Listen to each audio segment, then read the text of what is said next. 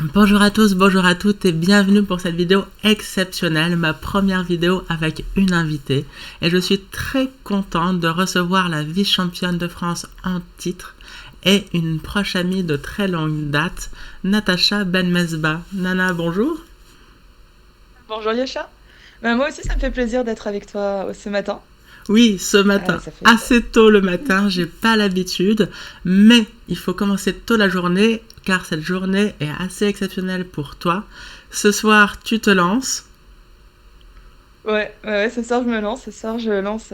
C'est ma première sur Twitch. Alors je suis un peu stressée. Je quand même pas mal de choses à faire cette journée. Donc ça va arriver vite, mais je suis impatiente. Je Trop suis bien. impatiente. Ouais, bah, je serai là évidemment dans le chat. Je vous encourage toutes et toutes à voir Natacha. Donc ton Twitch, il est écrit en bas slash donc twitch.tv slash WIM pour Maître International Féminin, Woman International Master. Sailor Moon. C'était un de tes dessins animés préférés quand tu étais jeune? Encore maintenant? Ouais, c'est un dessin animé que j'ai regardé. Après, moi, j'ai pas mal regardé Dragon Ball, Dragon Ball Z, Nicky Larson, Ken le Survivant. Donc ça fait partie de la Ok, lignée des donc dessins animés que, très que j'adorais manga. regarder jeune. Très manga. Yes. Déjà un rapport Ouais. au combat, mais ça, on y reviendra un peu plus tard peut-être. Euh, alors, je te propose qu'on divise cette vidéo en deux parties. On regardera dans un deuxième temps une de tes parties, celle que tu as jouée en 2022, donc l'année dernière, au précédent top 16 championnat de France des clubs contre la meilleure joueuse française de tous les temps, Marie Sebag. On verra le résultat, suspense insoutenable. Et avant ça, peut-être qu'on peut parler un peu de toi parce que comme la plupart des joueuses, et même beaucoup de joueurs aussi, t'es pas forcément connu du grand public alors que t'es une star des échecs français depuis toujours. En tout cas depuis ton enfance. Et donc je te propose peut-être qu'on revienne à cette enfance, à l'époque où tu regardais Sailor Moon, Dragon Ball et tous les autres, et que tu Mais très très me rapidement. racontes, alors peut-être même d'ailleurs avant ton enfance, ta naissance, parce que t'es né Avant, une belle date. C'est quoi ta date alors moi d'anniversaire? je suis née le, alors moi je suis née le 21 octobre et un an après, euh, Maxime, Maxime Vachier-Lagrave, donc le top joueur français, est né aussi le 21 octobre. Donc Maxime est un peu sur mes pas. Ouais, Maxime te suit en fait depuis toujours, t'es un peu Je son suis, oui. modèle. Hein, ça a commencé donc 89, t'es né. 90, Maxime a dit 21 octobre, ça paraît pas mal. Je vais naître également ce même jour. C'est d'ailleurs pour ça qu'on a fêté vos précédents anniversaires ensemble. Hein. Ensemble. C'est un melting pot de joueurs et joueuses d'échecs. Et donc, après quelques années ont passé et tu as découvert le jeu d'échecs. Alors, tu as une grande famille avec des joueurs et joueuses parmi tes frères et sœurs. Donc, peut-être tu peux nous expliquer ta première rencontre de jeu d'échecs. Alors, moi j'ai rencontré les échecs à l'âge de 8 ans et demi. C'était mon grand frère. Mon grand frère, c'est l'aîné qui lui a découvert les échecs à l'école, au collège. Et donc mes parents ont décidé d'inscrire mon grand frère dans un club d'échecs parce que ça lui plaisait énormément. Et mes parents m'ont proposé d'y aller aussi. Et voilà, pour faire quelque chose de mon mardi, mardi après-midi. D'accord, Donc j'ai c'était. suivi mon frère, j'ai assisté au cours. Et ce qui était très sympa, c'est que comme mon frère, ben, il était plus âgé, qu'il avait un meilleur niveau, euh, en gros, ben, j'assistais à mon cours de débutant. Et souvent, je restais ensuite avec mon frère. Au Mhm. début, bah, j'étais derrière et je faisais du coloriage. Et au fur et à mesure, bah, je me suis installée avec tous les joueurs. Et j'ai suivi aussi les cours d'un niveau un peu plus élevé. Trop bien. Ouais, ton frère a eu un excellent niveau, un 2200, même plus. Alors, mon frère, il a commencé tard et en 3 ans, il est passé 2300. Donc, 2300, d'accord, c'était ok. un beau parcours. Donc, il a été un peu court parce qu'après, il s'est concentré directement sur les études. Mhm. Donc, les études aussi, grosse partie. Il Ouais, a de quoi parler. De quoi en parler. on, on va parler de tes études juste après. Donc, pour préciser géographiquement, c'était à Toulouse, t'es encore à Toulouse là aujourd'hui. Ok. Moi, je suis une Toulousaine. Toulousaine pure souche, 31 représente. tout ça, tout ça. D'ailleurs, moi j'ai vécu 2 ans à Toulouse, hein, c'est comme ça. Enfin, on se connaissait déjà un peu avant, mais on a passé pas mal de temps des soirées toulousaines, voilà. Donc très bien. Et t'as eu des succès relativement tôt en France et puis même à l'international. Alors, il me semble que l'un de mes premiers résultats, parce que bon, je suis jeune, mais ça date un peu. Il me semble que l'un de mes premiers résultats, ça a été une 4e place au championnat de France pupillette. Mm-hmm. Et ce qui m'a permis. Qui était championne, tu te rappelles? Non, j'ai pas été championne. Non, qui a été championne cette année-là? Ah, ça devait être Matoche. Ah, Mathilde Conjou. Ah ouais. Elle était là déjà. Toujours. Et donc, je pouvais participer au championnat du monde jeune en Crète. Et donc, ça a été donc, ma première participation au championnat du monde jeune. Et depuis, j'ai plus envie de lâcher les échecs. Donc, ça a été vraiment une grosse motivation pour la suite. Et ensuite, ben, ça s'est poursuivi. On avait un bon groupe, une bonne catégorie d'âge. Donc, Mathilde Conjou, qui est grand maître féminin. Ouais, maître Fidé, elle a eu plus de 2300, elle était vice-championne de France adulte, quintuple championne de France jeune, enfin je peux en parler pendant des heures. Mais ouais, on a une tranche d'âge, surtout la génération, moi je suis de 87, mais génération 88-89, c'est sûrement la meilleure génération de joueuses que la France ait jamais connue. Pendant assez longtemps, même les meilleures joueuses étaient meilleures que les meilleurs joueurs dans cette tranche d'âge. Donc, tu as cité Mathilde Conjou, il y a toi évidemment, il y a Pauline Guichard, ouais, double championne de France. Double championne de France, ouais, membre de l'équipe de France, maître international. Ouais, on peut citer 400, donc...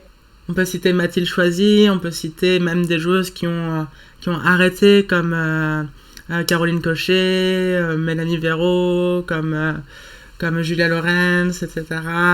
Oui. Bon, il y en a eu beaucoup qui ont obtenu 2000-2200 Elo très jeunes. Et donc, tu disais que ça a stimulé, il y avait une forme de... vous vous tiriez vers le haut. Peut-être en équipe de France, il y avait une camaraderie, ou c'était plutôt de la rivalité, ou c'était comment? C'est ça qui était bon, on va dire, c'est qu'il y avait de la rivalité, parce que les échecs, c'est un sport de combat, c'est un sport de... Enfin, on peut pas jouer... Enfin, c'est difficile de jouer sans avoir envie de gagner. Et ensuite, il y a aussi eu la camaraderie. Donc, il y avait les deux. Et c'est ça qui est bon, c'est que sur l'échiquier, on était là pour jouer. Et à côté, on était copines, on était amies. Et ça, c'était vraiment... Et encore aujourd'hui. C'est encore le cas aujourd'hui, oui. Et ça reste une des meilleures expériences que j'ai aux échecs. D'avoir lié ces liens et de les entretenir et d'aller en tournoi avec mes amis. Trop bien. Bah, ouais, je comprends parfaitement. Et donc, à un championnat d'Europe, moins de 16 ans, si je ne m'abuse, t'as fait une performance assez exceptionnelle pour une Française. C'est rare, c'est les médailles dans les championnats d'Europe, championnats du monde. T'as obtenu quelle place? Alors, c'était vraiment un super résultat. J'ai fini vice-championne d'Europe des filles de moins de 16 ans. Et j'étais première ex-aequo. Première ex-aequo, mais il n'y avait pas de départage sur l'échiquier. Et le titre s'est joué sur un échiquier 18. En gros, les départages sont calculés en fonction des résultats des adversaires. Et c'était vraiment très très serré. Et jusqu'au bout, j'y ai cru. Donc, une superbe expérience. Des émotions. Enfin, le championnat, c'était quoi? C'était être sur un nuage pendant 10 jours. Et on garde toujours un tout petit goût amer parce qu'on se dit, j'aurais pu avoir cette première place. Et surtout si ça s'est pas joué sur l'échiquier, parce que maintenant c'est le cas, hein, tous les titres se jouent en départage, en blitz de départage. Mais donc à l'époque c'était souvent des départages calculés par les arbitres, le cumulatif, etc. Donc effectivement, quand tu dis que ça s'est joué table 18 ou 42, bon c'est... si le résultat est inversé, tu aurais été championne. Donc je peux comprendre la frustration, mais bon, ça n'enlève rien à ta performance, à la hauteur de ton talent et de ton travail jeune. Et bah aussi, après, sont venus les championnats adultes, le championnat de France adultes notamment. Euh, Oui, alors il me semble que mon premier championnat de France c'était en 2005, c'était à... Ah, zut, comment ça s'appelle? Est-ce que c'était à Chartres? Chartres J'ai 2005, encore tout le à fait, t-shirt, j'étais là. Ouais. j'ai encore le t-shirt et c'est mon pyjama. Un peu trop d'informations, c'est une chaîne bien comme il faut, s'il te plaît. Non, je rigole. Chartres 2005, premier championnat de France, donc national, hein, tu entends par là. Une expérience énorme. Il me semble que c'était la première fois aussi que je jouais contre Almira, donc premier championnat de France, 2005, Mhm. donc j'avais quoi? J'avais 15 ans, j'allais sur mes 16 ans. Mhm. Et je crois que j'avais quand même réussi à tirer une nulle à Almira Skripchenko, qui est vraiment à l'époque Bah oui. qui était l'une des meilleures joueuses mondiales. Donc Oui, c'était une belle expérience. Almira, qui a été championne d'Europe, elle, adulte. Donc Ouais. c'est évidemment superstar. Et bah, elle est, si je ne m'abuse, septuple championne de France adulte. Et d'ailleurs, bon, on y reviendra un peu après, mais championne de France en titre. Donc ça, c'est 2005, ta Oui. première expérience. Tu as eu un premier titre de vice-championne de France. C'était en quelle année? Tu te rappelles? J'ai pas révisé. Alors je pense que ça remonte à 2016 à Agen. 2016, Agen. 2016 à Agen. Qui a été championne? Alors, je pense que c'est Almira à nouveau. Almira à nouveau, mais décidément, Almira. Ah là là. C'est partout. Ouais, il y a un truc personnel ou tu l'as fait quelque chose un jour et du coup, elle te prend tes titres à Non, chaque non, fois? c'est juste Non, c'est juste qu'elle qu'elle est est trop forte. forte. Ok. Mais ça s'est passé. Là, on avait eu un départage à trois. Donc en fait, on était Mhm. trois joueuses à avoir le même nombre de points. Et on a fait un départage à trois. Qui était la troisième? Donc c'était Sophie Millet, Mhm. Almira et moi-même. Et c'était vraiment très très stressant. Enfin, Ah je bah ouais. m'attendais pas à être paralysée comme ça sur l'échiquier, surtout qu'on est passé directement à des blitz. Donc on passe de parties Mhm. lentes, qui peuvent durer jusqu'à 6 heures, Oui. à des blitz pour décider du résultat du titre. Et Oui, donc oui, j'étais paralysée, hein. et puis bon, toi, à leur différence, tu jouais pour ton premier titre. Donc évidemment, la première, Ouais. enfin le premier, c'est forcément un peu plus stressant que les autres. Enfin, j'imagine, je n'en ai pas eu, mais on peut comprendre que pour Sophie, sextuple championne de France, Almira septuple, bon, un titre représente moins maintenant peut-être pour elle que pour quelqu'un qui ne l'a pas encore obtenu. Et donc dernier championnat de France 2022, c'était le premier en Ouais. format coupe. T'en as pensé quoi de ce format coupe? Euh, je trouvais ça, je trouvais ça intéressant pour le public Mhm, parce qu'il y avait le spectacle, donc c'était, je pense que les gens qui suivent les échecs ont apprécié le format parce que ben, quand il y a des égalités, ben, ça passe en rapide, en blitz, en Armageddon. mhm. Après, moi je suis un peu de la vieille école et j'aime Ouais, bien les tournois toutes roses. J'aime bien quand tout le monde se rencontre, enfin vraiment, enfin définir oui, bien sûr. un titre entre des joueuses qui ont toutes joué ensemble. Ouais, et puis Ça me paraît il y a plus. moins d'aléatoires, moins de hasard, quoi. Oui, Déjà dans les oui, oui. appareillements, tu joues, tu tombes sur euh, telle joueuse ou telle joueuse, c'est pas le même match.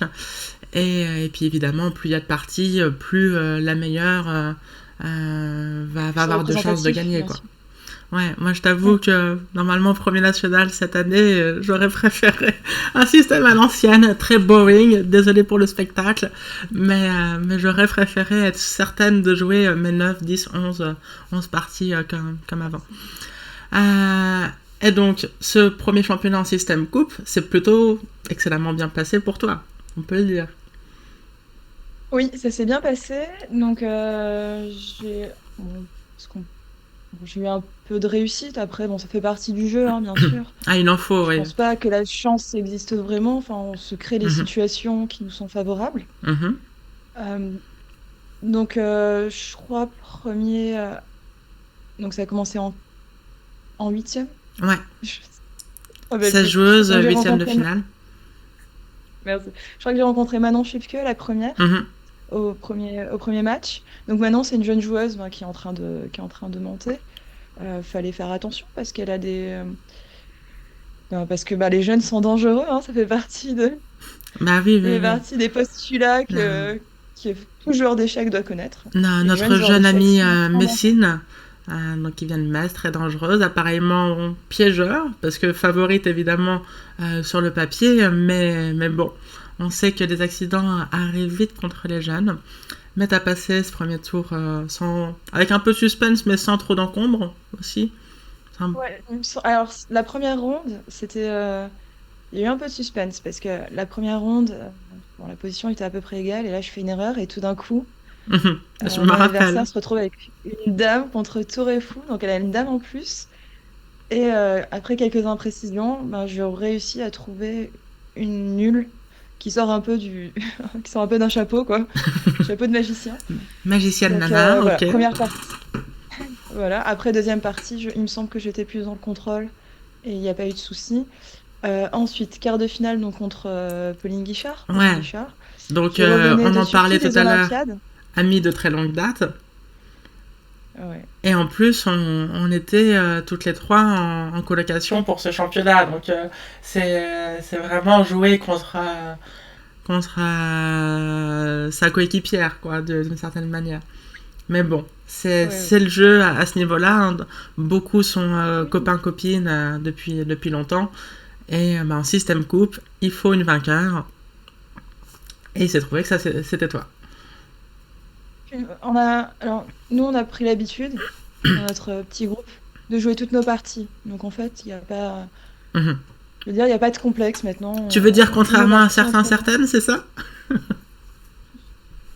Alors moi, je n'ai rien dit. Je Ok. n'ai rien dit. Mais c'est vrai quand certains joueurs se préparent ensemble, des secondants, ça peut être plus compliqué de faire des parties à fond. Nous, on n'a jamais eu ce genre de discussion, ce genre de problème. On s'est toujours lancé à fond dans nos parties.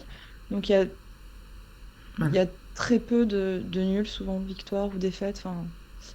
Donc la première partie, j'étais un peu moins bien, mais j'ai tenu la nulle. La deuxième, j'étais vraiment, vraiment moins bien. Et donc, comme j'ai dit, Pauline a rentré des Olympiades.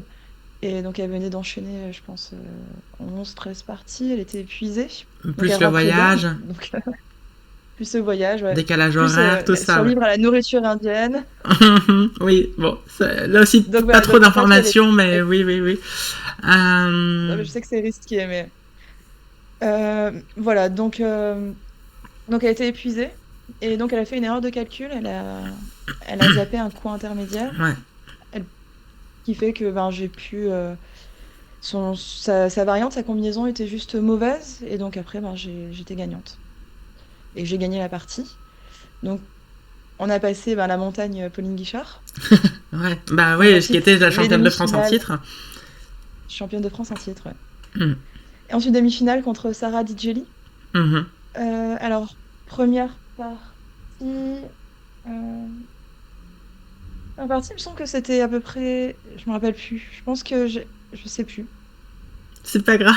Je sais qu'on a fait match nul, mais je pourrais pas vous dire comment s'est passée la partie, je l'ai oublié. D'accord. T'avais les noirs, les blancs? Je sais plus. Alors c'est l'inverse de la deuxième. Si tu te rappelles de la deuxième.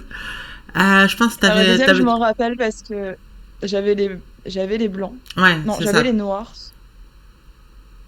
Bah écoute. La deuxième, j'avais les blancs. C'est ce que j'aurais dit, mais. J'ai poussé. J'ai eu un avantage qui était assez important. Et ensuite, je pense que j'ai joué pas précis, je lui ai laissé du contre-jeu. Et donc, à un moment, elle avait des menaces de mat direct sur mon roi. Donc, j'étais obligée de prendre de perpète. Et de passer au départage. En répétant les coups, à un moment, j'ai fait une erreur qu'elle n'a pas vue. Elle aurait pu gagner la partie. Donc ça, c'est des petits secrets qu'on garde entre nous. Ouais. Et donc après, ça s'est joué au départage. Et là, les départages, je me suis... Alors, je pense qu'il y a eu une des deux parties où c'était un peu serré. Et j'ai su trouver des ressources en défense. Et il me semble que l'autre partie, c'était dans le contrôle.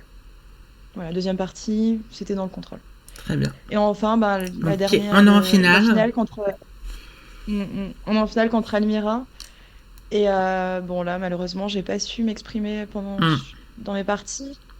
Et Almira a fait parler son expérience. Ouais, Almira qui a été impressionnante en contrôle, quoi. La force tranquille, Almira. sur ce championnat. Hein. C'était vraiment ça. Bon, donc un deuxième titre de vice-championne de France, évidemment, c'est excellent, mais championnat de France 2023, évidemment, tu vises le titre comme à chaque compétition où tu te mets pas de pression, t'as pas d'objectif, ou c'est vraiment là, tu veux le titre et tu fais tout pour l'obtenir. Enfin, alors, moi je suis une compétitrice, hein, je vois pas l'intérêt de faire une activité s'il n'y a pas de but, Ok. quels que soient les sports que je pratique. Donc oui, bien sûr, je regarde tout en haut et après je m'adapte au fur et à mesure. Donc j'ai été 2 fois vice-championne de France, pourquoi ne pas vouloir le titre de championne de France? Oui, bien sûr, évidemment. Donc, c'est un Voilà, je suis petit pas, résumé de ton parcours chilien. Pardon, je t'ai coupé, tu voulais rajouter quelque chose? enfin, je voulais dire, je suis pas là pour être spectatrice de ce qui se passe. Ok, girl, ok, j'ai pris Je suis pas là note. juste pour participer, moi je suis là pour jouer, pour... Très bien, très bien. On apprécie cette belle mentalité de combat. Mais donc, avec ce parcours exceptionnel, tu as quand même eu le temps de faire et de réussir des études assez longues et difficiles, des études de médecine. Oui, oui, et je peux... Voilà, donc moi je suis docteur en médecine générale. Ça a Docteur été... Nana, bravo. Donc ça a été... Les premières années ont été difficiles parce que donc je suis allée sur cette voie et j'avais pas complètement réalisé que les échecs seraient... que je devrais mettre un gros frein sur Hmm, les échecs. Surtout que je me sentais dans une pente ascendante. hmm, Je me sentais prête à faire... enfin, je me sentais vraiment en progression. Et en fait, tout d'un coup, ben, j'ai dû tout arrêter. hmm, Et oui. ça a été vraiment difficile de devoir faire. C'était une sorte de deuil forcé. Parce que j'avais pas vraiment Mhm. réalisé euh, la, on va dire, l'implication que nécessitent des études de médecine. Oui, Donc, alors, j'ai essayé de faire les deux. ouais, c'est évidemment, excuse-moi encore, mais quand on fait parfois des semaines en internat de 80 heures, ça existe avec 3 gardes de 24 heures et puis une journée de 8 heures. Bon, évidemment qu'on n'a pas trop d'énergie pour réviser ces fichiers chessbase ou même jouer une partie en interclub le dimanche ou même faire des bits sur internet, Oui, j'imagine. Hein. C'est que médecine, médecine, dodo et ça ouais, c'est, ouais. pendant une dizaine d'années, enfin une grosse dizaine d'années, quoi. Donc, Après, bon, ce rythme infernal qu'est l'internat, ben, il est sur une période de oui. Enfin, pour la médecine générale, c'était sur 3 ans. Mhm, Bon, après, enfin, on a quand même 2 concours à passer, le concours de première année et le concours en 6e année. mhm, On a des stages d'externat, donc les matinées, on est à l'hôpital. Alors les matinées, ça peut se terminer à midi, comme ça peut se terminer à 14h15 ou 16h. Et ensuite, il faut réviser ses bouquins. oui. Donc oui, bon, c'est vrai que l'hôpital a une notion très, très bizarre du temps de travail. Ouais. Et Euh, donc après, oui, l'internat, ben oui, on est épuisé. Et quand on a plus de vacances scolaires, on n'a plus les vacances scolaires pour pouvoir faire les tournois, donc on pose des jours de mhm, congé. Donc oui, on a un pied dans le travail, mais on n'y est pas vraiment, on est étudiant. Et moi, c'était plus ce mur brutal que j'ai rencontré. Et me dire, bah, en fait, les échecs, ben, c'est peut-être fini. Et je mhm. n'étais pas prête à ça. Donc Ah, ça a été une darling. période difficile. Ouais. Parce que ben, quand on grandit avec les échecs, quand ben, là, en fait, c'est une part de moi-même, quoi. C'est une part de ma construction, c'est une part de ma jeunesse. Quand j'étais petite, toutes les vacances scolaires, c'était des échecs. Les week-ends, c'était des échecs. Oui, puis c'est J'avais quelque sûrement chose 15 échecs dans d'identitaire, la quoi. poche. C'est-à-dire que quand tu te Ouais. présentes à quelqu'un, tu vas dire je suis joueuse d'échecs assez rapidement. Hein, Oui, bah oui, ça fait si on te partie présente de... en 3-4 mots, joueuse d'échecs, on fait partie, quoi. Mais je voulais quand même te poser une question sur peut-être la discipline de travail que la médecine a pu t'apporter ou pas.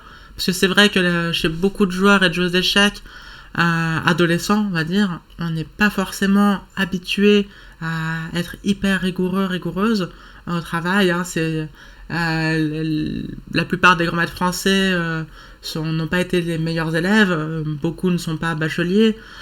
Beaucoup aussi ont du mal à s'entraîner au quotidien à s'imposer une discipline rigoureuse. C'est pas forcément, enfin en France en tout cas, pas forcément la mentalité. C'est vrai que c'est très difficile quand on n'a pas de contraintes horaires, y a personne pour nous dire aujourd'hui il faut travailler ça, ça, ça, t'as pas de devoir à faire. Donc il y a un grand manque de discipline que tu as dû... Alors je sais pas si tu en souffrais, entre guillemets, avant ta première année de médecine, avant ta PA, mais peut-être que ça t'a aussi apporté une certaine rigueur dans le travail, dans la concentration, dans le fait de se mettre des objectifs intermédiaires, etc. Ou pas du tout. Tu penses que ça t'as retiré des bénéfices échiquiens en étudiant la médecine ou pas? Alors, moi, la médecine, ça m'a épuisée. Ça m'a épuisée sur le plan Ouais. intellectuel. Et vraiment, j'avais plus de place pour quoi que ce soit à côté. Ok. Donc, enfin, ça a été très difficile. Enfin, comme je t'ai dit, enfin, Ouais, ouais, je sais, je sais. ce deuil, enfin, ouais, on va dire ce deuil brutal. Et ensuite, enfin, ouais, ça a été une période qui a été très compliquée. Ce, ouais, je vais dire, j'avais plus de cerveau, mais en fait, si, mais juste, j'avais plus l'espace Mhm. pour y mettre les échecs. Et bah, le soir, quand enfin, t'es épuisé, enfin, Ouais, bien sûr. après, ben, je trouvais que c'était plus simple avant la première année de médecine parce que j'avais un cadre qui a été établi. Et c'est vrai que dans les clubs d'échecs, enfin, j'ai réalisé qu'il y a beaucoup de cours pour les moins de 2200, beaucoup de les cours collectifs. Et c'est vrai que passé un certain niveau, ben, on n'a plus trop ben, cette chance d'avoir des cours. Oui, oui, J'aimais oui. beaucoup ce côté club. Et bon, maintenant, je joue pour le club de Clichy, donc c'est un peu plus loin. C'est un peu loin de Toulouse. Mais ouais. J'ai- On va dire que, ouais, on va rester sur le fait que la médecine m'a épuisée. Ok. Bah, restons là. Mais donc, c'est quand même ton métier principal. Tu es docteur en médecine, tu exerces. Alors, tu exerces beaucoup en remplacement. Ce qui peut-être te donne. C'est un choix que tu as fait pour avoir du temps pour les échecs, justement, ou tu Oui, tout attends. à fait, tout à fait. D'accord. Non, en fait, j'ai j'ai encore envie de jouer. J'ai envie de jouer. Et le fait de remplacer, ben, ça me laisse cette latitude. Ça me permet de choisir les semaines où je travaille ou je ne travaille pas. Ça me permet de me libérer des semaines pour faire des tournois. Et d'un autre côté, ben, ça aide aussi les médecins qui cherchent des remplaçants, qui veulent se reposer. Euh, donc, moi, enfin, pour le moment, ce mode d'exercice me convient pleinement. Ok, très bien. Et donc, en parallèle de tes études de médecine, de ta carrière de joueuse d'échecs, tu es aussi, on peut dire, est-ce que je peux te décrire comme sportive aguerrie? Ça te va, ça, comme adjectif? Hum, Oui, on peut. Bah, je suis sportive, pas sportive du dimanche, peut-être du samedi et du dimanche. Une Sportive du sportive samedi ponctuelle. et du dimanche. Ouais, donc évidemment, toulousaine, obligée. Ça fait limite cliché, mais tu pratiques le rugby. Ouais, je suis passée par la case rugby, donc Ouais. rugby à 15 avec plaquage. Et maintenant, bah, j'ai arrêté les plaquages et donc je fais du touch rugby. Donc alors, c'est pas juste du toucher, hein. On est 6 sur un terrain qui est un tout petit peu raccourci. Mhm. Et donc, c'est très très cardio et ça nécessite des D'accord. compétences. Et à ce qui paraît, tu te serais mise récemment à la boxe. C'est quelque chose que j'avais envie de faire depuis pas mal de temps. Cool. Et bah, on n'a qu'une vie, hein, donc il faut se lancer un jour ou l'autre. Donc j'ai commencé cette année en septembre. Et Mhm. bah, en fait, c'est juste génial. C'est un Très sport qui bien. est complet. Enfin, j'adore. J'adore. Et ben, je te fais la transition. Donc vendredi dernier, j'étais avec Yosha, j'étais avec toi.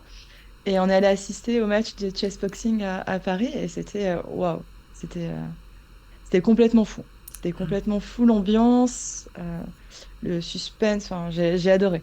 T'as J'ai vraiment adoré. adoré. Et là, comme tu l'as dit tout à l'heure, t'aimes pas trop être spectatrice, toi. Donc c'est peut-être t'as adoré mais tu te projetais parce que moi j'ai bien aimé aussi hein, mais il n'y a pas un seul cas dans ce monde où je monte sur un ring. Mais toi t'as adoré et tu t'es projeté peut-être. Est-ce que un jour on pourrait voir Natacha Belmezba affronter une joueuse pour un titre peut-être sur un match de chess boxing? C'est dans l'ordre du possible, ça? Ou c'est trop tôt ou... Oui, oui, c'est beaucoup trop tôt, bien sûr. Bien sûr, on peut pas. Enfin, c'est un sport qui.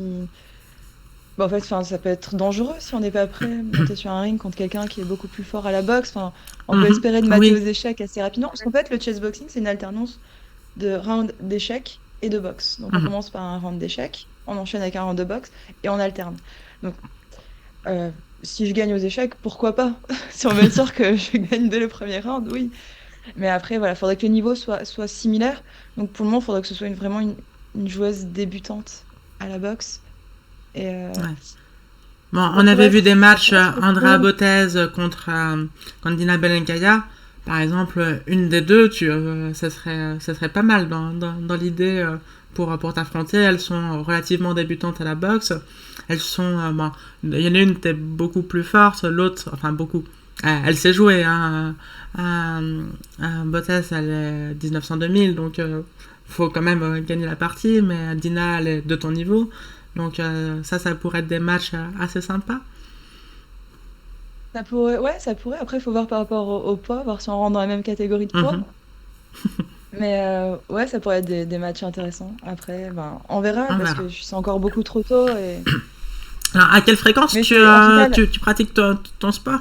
Entre le rugby, la boxe, alors moi, j'ai tu un fais de la salle programme. aussi, enfin C'est de manière générale? lundi, lundi Mhm. rugby, touch rugby. Ok, Mardi boxe.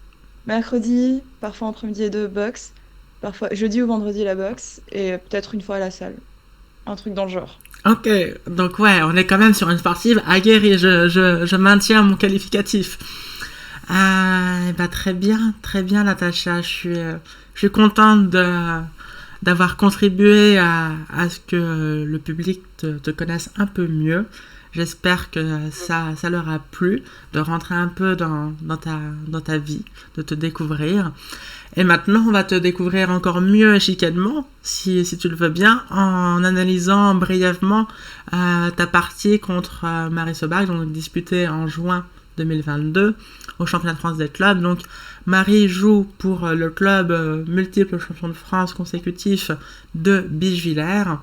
Et toi, tu joues pour un autre très grand club, un des piliers des échecs français, le club de Clichy. Souvent, avant une partie, il y a un peu des missions peut-être pour les joueurs et joueuses. Toi, on t'a dit, bon, il faut absolument que tu battes Marie parce que sinon on est mal ailleurs. On t'a dit, tu fais ce que tu peux. On t'a dit, il faut absolument que tu fasses nul ou on t'a rien dit. Ou... Comment t'as abordé cette partie? Alors, dans l'équipe, il y a. Alors, dans l'équipe, donc c'est Libye qui m'a aidé à me préparer, Libye et Hicham. Mhm. Fabien Et Libizewski donc, et Hicham bah, Hamdouchi, deux grands oui. maîtres clichéois, ouais. Et bah, Marie, elle est plus forte, hein, les grands maîtres. Donc, fallait tenir la position. Fallait Ok. tenir la lune. Et ils ont découvert qu'il y avait un petit truc dans son répertoire, un petit couac dans son répertoire, qu'elle jouait toujours une ligne. Et ils avaient une variante en tête qui, ben, si Marie joue les meilleurs coups, ben, théoriquement, ça devrait aller vers la nulle. Et Mhm. si elle veut dévier, elle se retrouve dans une position qui est un peu inférieure. Et après, ben, il faut que je joue ma partie. Ok, eh Donc, ben la petite écoute. anecdote pendant ce tournoi, c'est que je m'étais Ouais. fait voler mon ordinateur juste avant. Oh non. Donc, en fait, je suis arrivée au tournoi. Ouais, je sais, ça craint. Hmm. Donc, je suis arrivée au tournoi, donc j'avais pas mon ordinateur. Je me suis fait voler dans le train, hein. J'étais direction Oui, Clichy, alors, bon, direction bah, les moi je parcs, connais hein. l'histoire, mais peut-être la raconter en 30 secondes parce que ça rejoint un peu On ta racontait. vie et ta carrière. Alors, en 30 secondes, donc j'étais dans le train, donc Toulouse-Paris. Et il y a eu un malaise dans le train, donc ils ont demandé est-ce qu'il y a un médecin dans le train. Donc j'ai dit oui, je suis là. Mhm. Donc j'y suis allée, et bien sûr, ben, j'ai pas fait attention à mes affaires, hein. J'ai professionnel prend le dessus Hmm. sur la personne. Donc j'y suis allée, et quand je suis revenue pour récupérer mes affaires, mon ordinateur avait disparu. Donc mon Ok. ordinateur qui était dans mon sac, donc j'étais un peu dégoûtée. Ouais, Enfin, j'étais vraiment dégoûtée parce que déjà, c'est assez stressant de prendre quelqu'un en charge dans un évidemment. La train personne où allait qui mieux, nous a enfin fait. allait bien. Oui, oui, ça allait D'accord. mieux. Ok. Mais voilà, Bon. c'était un peu le contre-coup du Allez, bâton. on va pas se remettre dans cette Non, non, triste restons histoire de positifs. vol et on va commencer la partie. Donc toi tu ouvres comme à ton habitude, par E4. C'est E4. vraiment ton coup depuis toujours. Je suis née avec E4. T'es née avec E4, très bien. Marie, Avec E4 elle, dans elle la est main. née avec C5, donc là, pas de surprise. Cavalier F3, D6. Alors, parfois, on t'a vu jouer du B3, hein, mais pas là. Là, Oui. D4, grande joueuse, grande Alors déjà, variante. Vas-y. première surprise, je n'ouvre presque jamais enfin, je n'ouvre jamais Ouais, mes siciliennes. ok. Donc déjà, enfin, je prends mon courage à deux mains, j'ouvre une sicilienne contre une joueuse à 2470, sachant Ouais, que puis si bon, elle même, enfin, dévie, une grand à maître, tout quoi. moment, je suis complètement out of book. Ok. Donc voilà, donc si Marie décide de dévier, de jouer Ouais, mais une Marie, variante, sa variante préférée. elle est fidèle à son répertoire, souvent, hein. Elle dévie très Voilà, donc, peu avec mais les blancs, avec les noirs. Donc, elle prend cavalier F6, cavalier C3, et la variante Najdorf, comme Maxime Lagrave, notamment, ton birthday boy. Euh, tu choisis le coup fou E3. Donc, si les noirs jouent avec un petit centre ou autre, tu vas faire F3, Dame D2, Grand Roc, a priori. moi, enfin, quand j'étais toute petite, j'avais regardé sur O6 G4. Donc j'étais prête, je pensais à jouer D'accord, G4. ok. Ouais. Mm. Donc, C'était les vieilles mais variantes. fou E3, c'est vraiment un coup qui montre des intentions belliqueuses de, a priori, faire Grand Roc quand même. Oui, de se lancer dans une attaque à Ok. roc opposé, il me semble. Ouais. Donc, elle joue E5, c'est le grand coup. On peut pas jouer cavalier F5, il y aurait D5, si je dis pas de bêtises, et les noirs font plus qu'égaliser. Cavalier F3, bon, ça a déjà été joué, si je ne m'abuse, mais le grand coup, c'est cavalier B3.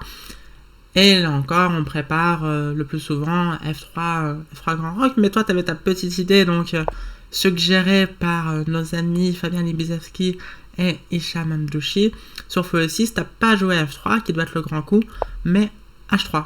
Bon, c'est un peu similaire, hein, donc le plan, c'est de faire G4, a priori, hein, c'est pas un coup de Oui. défensif, c'est un coup qui prépare offensif. Et après, tu te développes comment? Alors, il me semble que soit je me développe avec Dame D2 ou Dame F3, Mhm. et celui de Grand Roc. Et un grand Voilà. rock, grande joueuse. Encore une fois. Ok. Donc, elle a fait fou7, t'as fait G4. Et donc là, si les noirs rock, par exemple, bon, on se lance à l'attaque avec ton dame F3, ton grand rock, G5, H4, et G5, H4. ouais, tu pousses sa mousse, quoi. Ok. Donc, Marie connaît ses variantes, et elle joue le coup égalisant, hein, le coup que les noirs sont quasiment toujours contents de faire dans la sicilienne si ça perd pas tout de suite. Et là, ça perd pas tout de suite, donc Marie le fait, c'est le coup des 5, le coup libérateur, comme on dit dans les livres. Tu prends un D5, elle prend un D5, attaque le fou E3, mais évidemment, l'idée c'est pas de le bouger. Alors, juste à noter, si on avait joué F3 à la place de H3, on aurait pu avoir la même variante, mais il y aurait du fou H4 échec, et donc là on serait très très mal. Là au moins, il y a pas, le pion est encore en F2, donc il n'y a pas de fou H4 échec. Et le pion protège le Et, fou, donc tu peux te développer, mais ouais. Et évidemment, puis le pion F3 bloque la diagonale H1 à 8 aussi, à noter. ouais, donc là t'as un fou très actif. Mais bon, t'en as plus Voilà. qu'un, parce qu'elle te mange l'autre. Alors évidemment, là, surtout pas ça, parce que fou H4 échec, avec les dames sur l'échiquier, tu vas pas survivre. Et donc, petit coup intermédiaire, t'échanges les dames, D8, F prend 3. Si elle se développe, peut-être grand roc, j'imagine, sur un coup Oui, de développement oui, oui. comme cavalier C6. Petit grand roc, ça a l'air pas mal, ouais. Ouais, oui, Grand Roc, oui, avec des idées, avec comme idée cavalier C5, Ah, j'allais cavalier dire cavalier D5. D5, mais ouais, cavalier C5, très bien. Mais donc, Oui. là aussi, le petit Pardon. échec, x4 échec, même sans les dames, on est quand même content de déroquer le roi blanc, surtout que la case naturelle, ça serait plutôt roi E2, enfin pour être au centre et avoir les tours connectés, sauf que là, ça va pas du tout. Sur roi E2, il y aurait du fou C4 échec. Oui, nous, avec le roi, on aimerait bien s'enfuir sur les cases donc F1, G1, H2. Ouais, c'est ça. T'as choisi la case F1, Comme ça, cette fois-ci, sur fou C4 échecs, tu peux te cacher encore un peu plus. Et bon, après, tu joueras ton tour D1 et avec une position. Alors, t'es mieux ou t'es... Alors, c'est à peu près égal parce qu'en fait, là, les noirs, ils peuvent essayer de manger le pion E3 en jouant par exemple fou G5. Ok. Pas immédiatement, hein, pas immédiatement après Ouais, cavalier. parce qu'il y a fou prend Bien sûr. B7. Donc, cavalier C6, Voilà. un coup de développement. Et donc là, fou G5 Ouais. attaque le pion. Roi F2 défend le pion. Et fou H4. Ouais, je sais pas. Et mission accomplie, enfin mission. Comme tu l'as dit, t'es pas obligé de faire match nul, mais pour l'équipe, t'étais pas mécontente de faire match nul contre une joueuse à qui Stratégiquement, tu rends quand j'ai. même 200 points. Et donc voilà, là t'aurais répété. Mais donc Marie décide de jouer cavalier C6 et non pas fou C4 échec. Tu joues cavalier C5. Et donc là Donc là, je suis encore. encore dans ma. Je Ouais, suis encore pardon. dans la préparation. Ok, donc merci, Je suis merci encore dans la Lydie. préparation. Donc, oui. Donc là, le coup logique.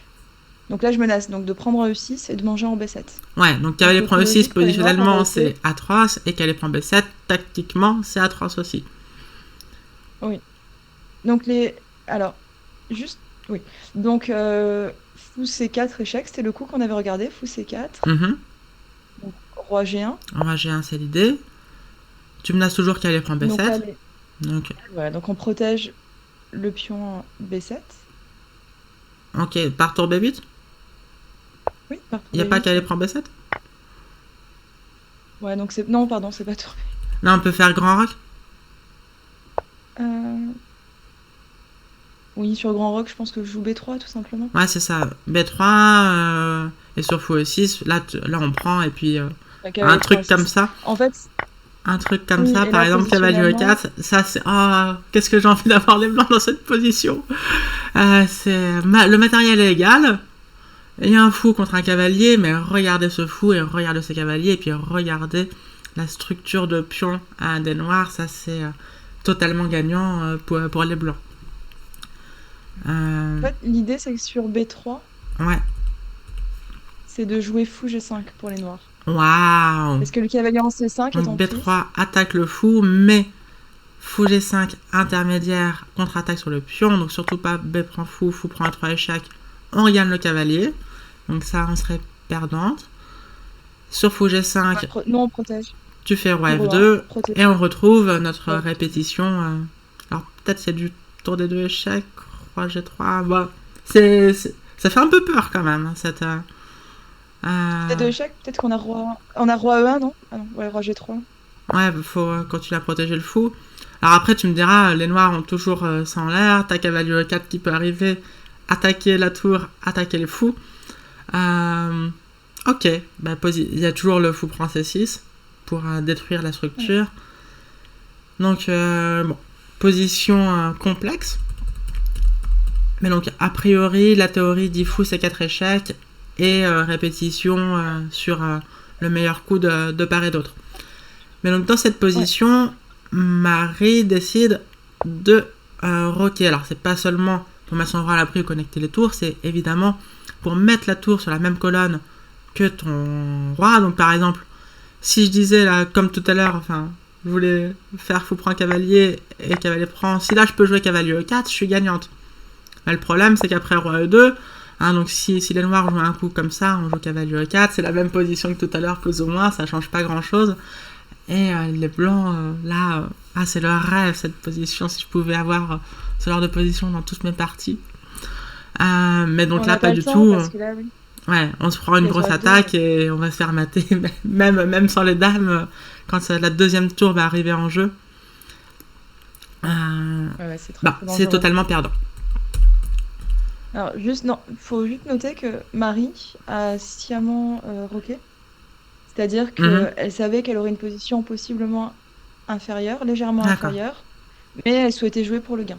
d'accord. Donc là C'est-à-dire qu'elle aussi, voulait pas rentrer dans les ouais, complications vous nulles. Elle aviez s'est un peu dit, même blitzé si je suis un tout ces petit coups peu. ou il y avait déjà du temps qui s'est passé? Alors, moi, je l'ai blitzé. Elle, alors, un peu plus haut dans la partie, quand elle décide de prendre le fou en E3 avec son cavalier en D5, Mhm. elle a pris du temps, elle a réfléchi pendant 15-20 minutes. D'accord, à ce moment-là. Mhm. Voilà. C'est-à-dire je pense qu'elle avait compris qu'elle était rentrée dans cette variante-là, et elle cherchait quand est-ce qu'elle pourrait dévier en prenant le moins de risques. Et donc elle a décidé de le faire ici, après Petit Roc. Donc D'accord, très bien. les noirs sont légèrement moins bien, mais elle joue une partie. Maintenant, elle joue contre moi, elle joue plus contre ma préparation. Oui. Donc stratégiquement, c'est aussi intéressant Oui, de puis c'est prendre Roal objectivement Solo. sur un jeu parfait, ordinateur contre ordinateur, ça reste match nul. Donc, Oui, oui, oui. c'est pas mal, c'est une prise de risque contrôlée, a priori.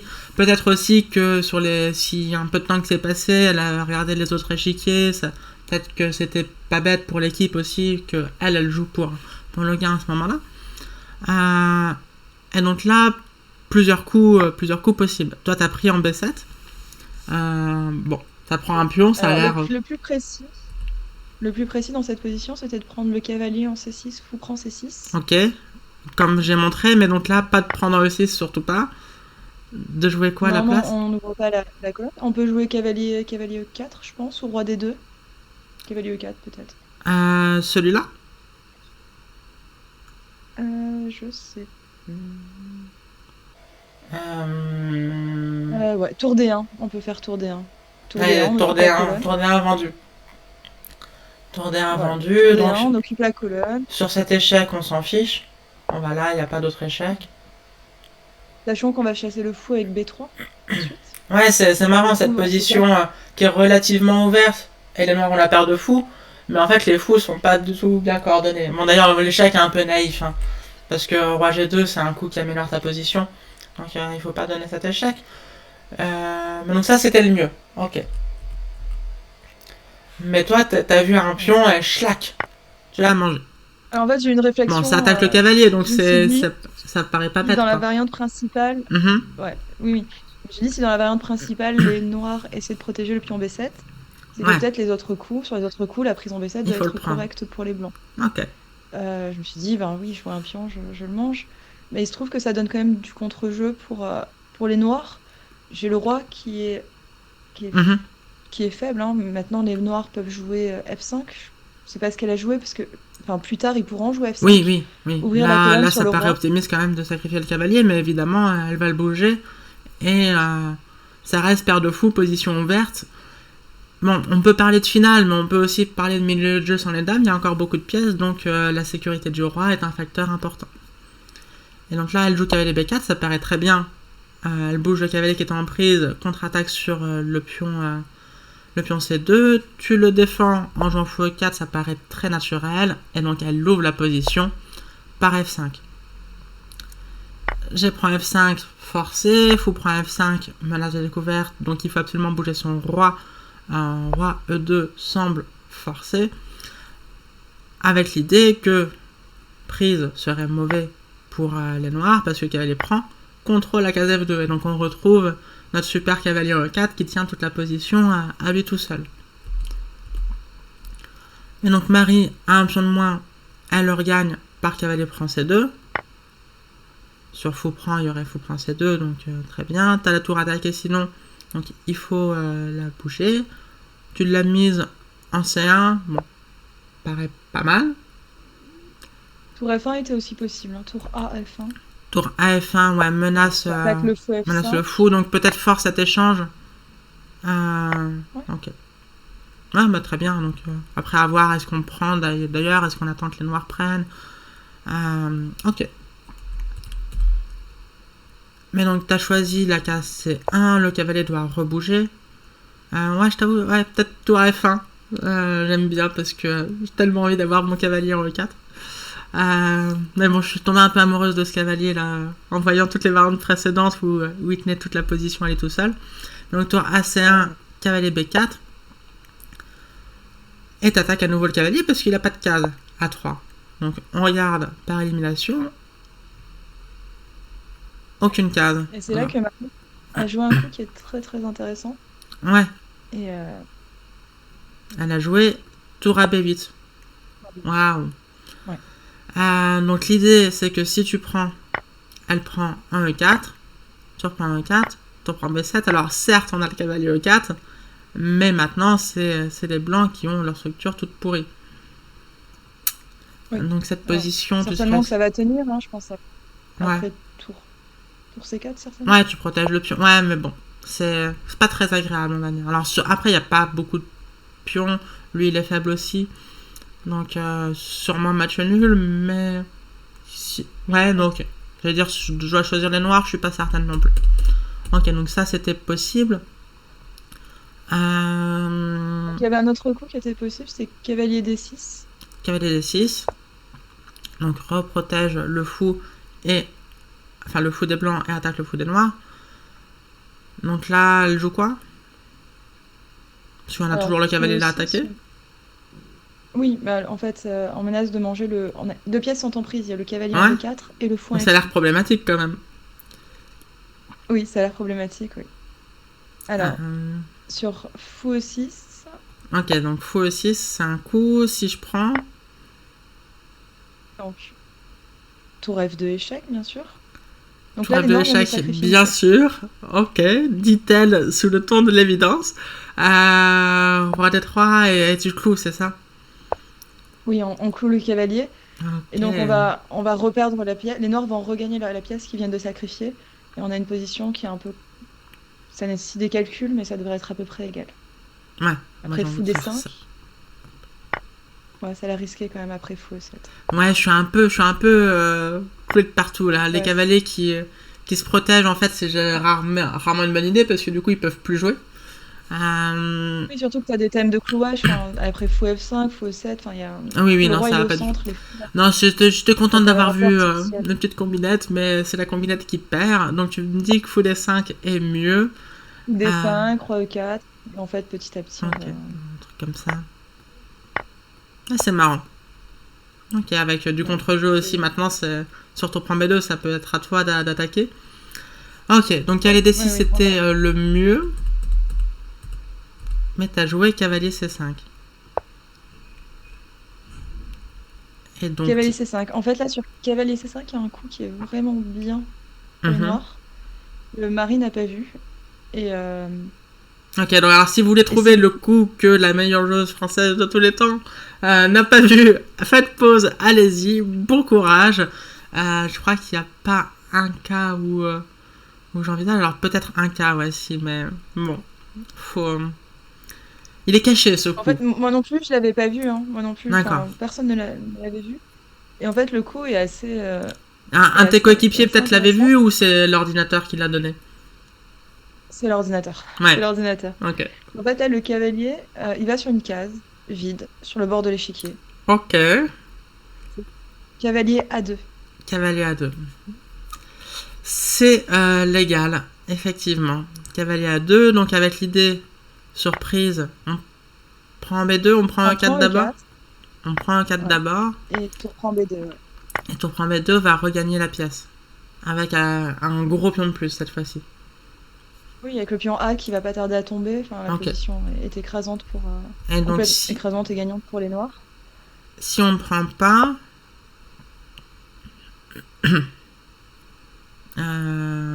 Cavalier prend C3. Cavalier prend C3. Ouais, donc on est obligé de reprendre du pion. Et il n'y a pas de raison que les noirs soient moins bien. Ouais. Ils gardent le fou. Oui, on garde la paire de fous. On Les garde la noirs paire de gardent la fou dans paire de cette fous. position ouverte. Peut-être un jour, une fois que le cavalier sera parti, retrouver l'attaque contre le roi. Donc ok, ça c'est plus confortable à jouer pour les noirs. Je pense, oui. Je pense que la position est plus agréable pour les noirs. Elle est certainement... Je dis... Enfin, moi, je pense qu'il y a un petit plus Ok. pour les noirs. Mais c'est quelque chose de très léger. Mais en tout cas, enfin, ça... Contre une joueuse qui est plus forte, Ouais, on n'est pas elle pourra... favorite.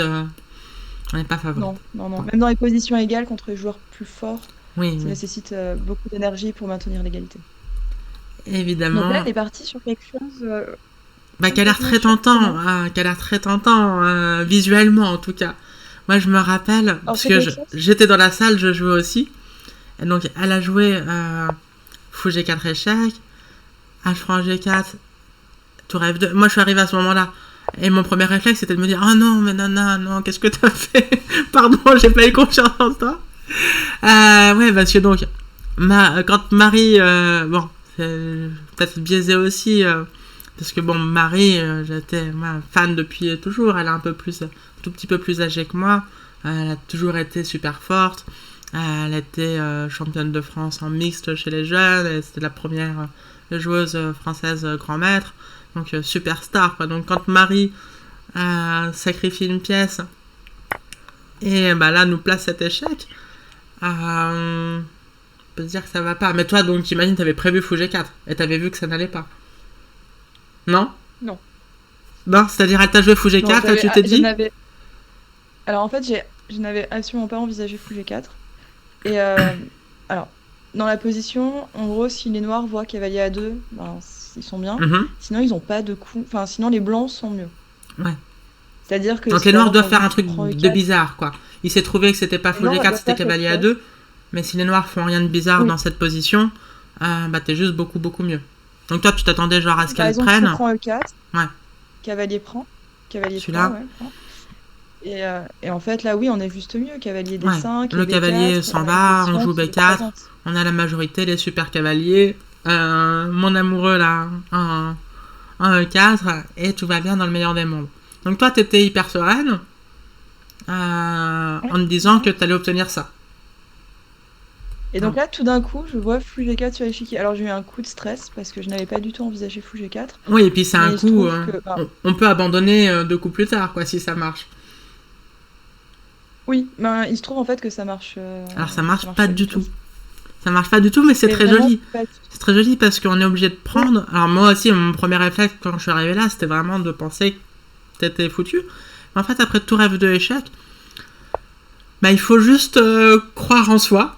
Faut juste croire en soi, en la position. Faut croire en notre roi. Le mettre en E1. Faut pas avoir peur. Il faut pas avoir peur de la découverte de la tour F2. Parce qu'il y a le fou H4 et la tour F2. Ouais, alors le fou protège la tour H1. Ça a son importance. Donc il n'y a pas de tour H2 échec. On bouge le roi. Tour F8 échec. On bouge le roi. Et hop, cabane. Tout va bien. Donc évidemment sur tour prend H1, c'est fou prend. Donc là c'est un peu le bad beat pour reprendre l'expression du poker pour les noirs aussi, parce que on peut sacrifier en se disant que non mais ça va, c'est totalement fini, c'est facile de rater une des possibilités pour les blancs, mais en fait il n'y a strictement rien. Là les blancs ont juste une pièce de plus et t'es gagnante. Cool. Donc on peut regarder un peu quelques trucs. Oui, donc la tour attaque le fou. Donc si tour C2 échec qui attaque cette tour, et bah tu prends. Ouais, je mange le fou, oui. Ça, donc t'attaques la tour, t'as 2 pièces pour la tour, t'as encore le cavalier attaqué, la tour attaquée, donc c'est terminé. Ouais, tour G1, prend B4. 3 pièces pour la tour, c'est oui, ouais, 3 pièces pour la dame, c'est déjà beaucoup. Alors pour une tour, c'est gagnant. Pour une tour. Si elle joue ça, on prend.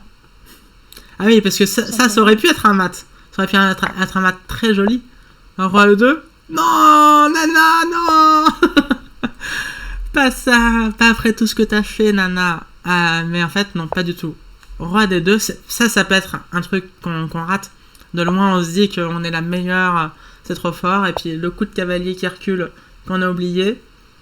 Au moment de sacrifier, donc là c'est terminé. Donc plein de variantes qui tiennent à un fil, mais à chaque fois elles se terminent par gain blanc. Vas-y, pardon, je t'ai coupé. Ouais, les noirs ont sacrifié énormément de matériel. Donc si on rend une pièce, c'est pas grave. On a tellement de matériel en plus qu'on peut se permettre de rendre une pièce ou une qualité, et à la fin on se retrouve avec un avantage écrasant. Okay. Donc là, même sur la variante tout à l'heure, avec tour B, tour Bf8, tour prend H4, tour F1, roi D1, tour F2, tour 8 F2, cavalier E2. Ah oui, il y a tour prend 2. Tour prend C1. Oui, l'une ou l'autre. En fait, on peut se dire, on a récupéré une pièce. Avec oui, de toute façon. En fait, non, tu as trop de matériel en prise. Ouais. Ok. Donc oui, donc c'est le problème dans sa position, c'est que toutes ces pièces sont prises en fait. Oui, oui, c'est en fait c'est problématique. Elle a une pièce de moins et deux pièces attaquées, la tour aussi en danger. Donc oui, s'il n'y a pas de mat forcé, a priori ça va bien se passer. Et donc comme il n'y a pas de mat forcé, tout va bien pour les blancs. Donc elle s'est décidée pour cavalier C2 échec. Donc cette fois-ci, donc petit piège aussi, enfin entre guillemets, sur fou pour C2, attention la tour n'est plus protégée. Tour H2 échec et tour prend un chat et tout d'un coup c'est pas clair. Enfin peut-être pas si clair. Mais t'as pris de la tour. Tour prend C2, échec. Mais comme on a dit tout à l'heure, le fou est attaqué. Donc t'as pris là. Et bon, tour prend B2. Et encore un joli petit coup. Cavalier 5 à 4. Donc t'as déjà 3 pièces pour la tour. Comme on a dit, bon, c'est beaucoup. Mais là en plus, cette tour n'a pas de case. C'est assez joli. Mais donc si elle va là ou là, en prise par ce cavalier. Là c'est le fou. Là c'est le roi, fou, tour. Ici, c'est la petite combinaison. Ici, c'est le pion, cavalier et fou. Donc, pas de case. Donc, les noirs perdent à nouveau une qualité. Ça fait 2 pièces de plus. On comprend que Marie est abandonnée dans cette position. Donc, ouais, une partie assez sympa avec cette position assez dingue après tour F2 échec. Roi E1. On dirait vraiment un problème, tu sais, où ok, tu peux me faire 1000 échecs possibles. Moi, je suis sereine.